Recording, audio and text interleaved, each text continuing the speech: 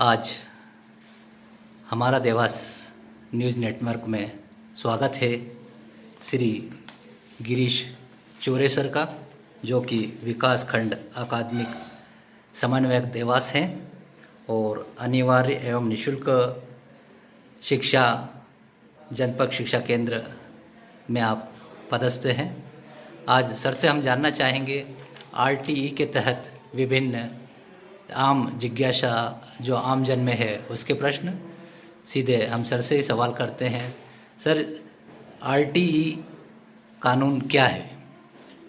Sir, मैं बताना चाहता हूं कि ये आरटीई निःशुल्क एवं अनिवार्य शिक्षा का अधिकार अधिनियम 2009 जो लोकसभा में पारित हुआ था 2009 में, तो सभी केंद्र सरकार के द्वारा सभी सरकारों को यह सुनिश्चित किया गया कि बच्चों को निःशुल्क और अनिवार्य शिक्षा प्राप्त हो।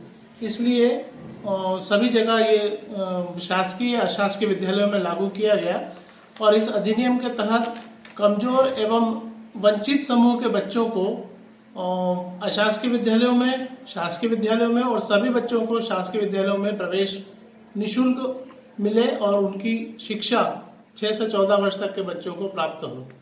तो ये अधिकार अधिनियम 2009 में पारित हुआ और पारित होने के पश्चात अभी हमारे मध्य प्रदेश में अशासकीय विद्यालयों में भी शासन की ओर से राज्य शिक्षा केंद्र की मदद से 25% कमजोर एवं वंचित समूह के बच्चों को अशासकीय विद्यालयों में भी प्रवेश दिया जाता है।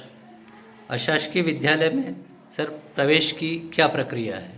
अशासकीय विद्यालय में सर प्रवेश की प्रक्रिया के लिए आवेदक स्वयं आवेदन भरता है, जो कि कंप्यूटर ऑनलाइन से या आजकल आरटीई ऐप से भी भर सकता है। और फॉर्म भरने के बाद में हमारे जो सत्यापन केंद्र है, हायर सेकेंडरी स्कूल लेवल पर हमने सत्यापन केंद्र बनाए थे और सत्यापन केंद्र पर जाकर सत्यापन कराने के पश्चात अपने जो डॉक्यूमेंट्स उनको सत्यापन कराना होता है। सत्यापन कराने के पश्चात फिर उनका जो डाटा है ऑनलाइन भोपाल पहुंच जाता है और वहां से ऑनलाइन लॉटरी की प्रक्रिया होती है और इस लॉटरी की प्रक्रिया में जो चुने गए जो बच्चे हैं उन बच्चों को अशासकीय विद्यालयों में प्रवेश दिया जाता है। सर, इस सत्र में प्रवेश की विद्यालयों की क्या संख्या रही? सर, इस बार विद्यालय में जो प्रवेश हुए अशासकीय विद्यालयों में कुल आवंटन हुआ था हमारे जो इस बार सत्र 2021-22 में जो आवंटन हुआ तो 2 फेज में हुआ था, फर्स्ट फेज और सेकंड फेज। फर्स्ट फेज में 2285 अलॉटमेंट हुआ, जिसमें से 1972 बच्चों को प्रवेश मिल गया और सेकंड अलॉटमेंट जो हुआ था उसमें हमको 351 बच्चों का अलॉटमेंट हुआ, जिसमें से अभी तक 86 बच्चे एडमिशन ले चुके हैं। कुल मिलाकर 2058 बच्चों का विकास खंड देवास में अशासकीय विद्यालयों में निःशुल्क प्रवेश हो चुका है। सर, आपका क्या मानना है कि कोरोना काल में इन प्रवेशों पर भी कोई असर पड़ा है?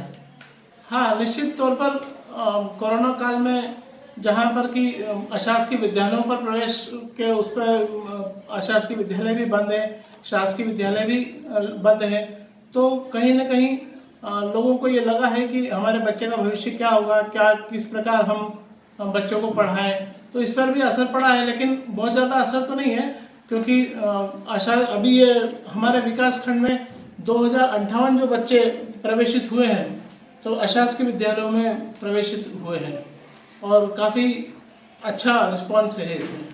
सर, इस कोरोना काल में अशासकीय विद्यालयों पर आप जनपद केंद्र में पदस्थ हैं, कोई ऐसी विद्यालय जो इस समय बंद हुए हैं या उन पे बहुत विकट परिस्थितियों में विद्यालय चल रहे हैं, इस बारे में आप क्या कहना चाहेंगे?